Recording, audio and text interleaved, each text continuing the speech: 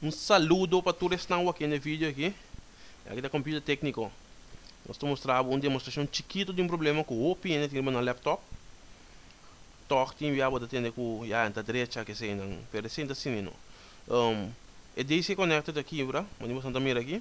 Caminho botar em que é charger.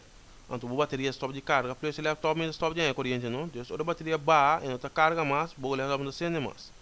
Então já botar de tenda se que o OPN com é moda borda daí. Pero nós tínhamos operado deixando o problema aqui.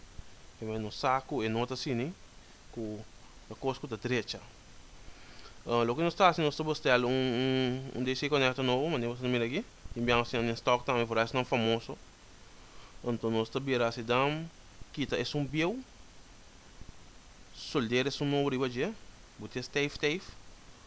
Botar costra back. E ainda o que nós estamos virando, nós está pausa um rato para nós botar. E mesmo com uma ainda bem aqui. Então nossa quente é soldeira.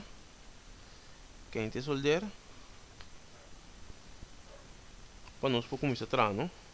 Não tem corrente ainda, assim, não tem corrente também. Do 20 minutos bem que é.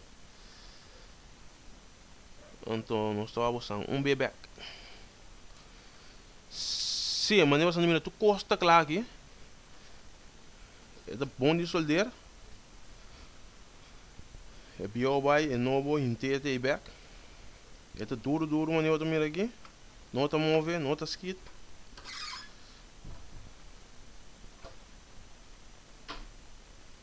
Que me ande 5. Agora nós desvirar se dá com corrente arriba. Quando a corrente arriba diz para nós que com esta cena, já não se acaba assim, não tem menos que plus também que outro que cena, ou que a corrente não se põe arriba. O asseguro se gosta bom conectar. Também nós mira a luz, no saco tá claro. Mira aqui, me diz nada mais papia. Computer Técnico NV 676-9501 nos TI. Leva com o WER dem bord. Não cita direito, chabou laptop. Você tá? Anyway, nós estamos no seu Facebook, YouTube, que tá tem. Alora mesmo, com o WER, você tá? Nos TI.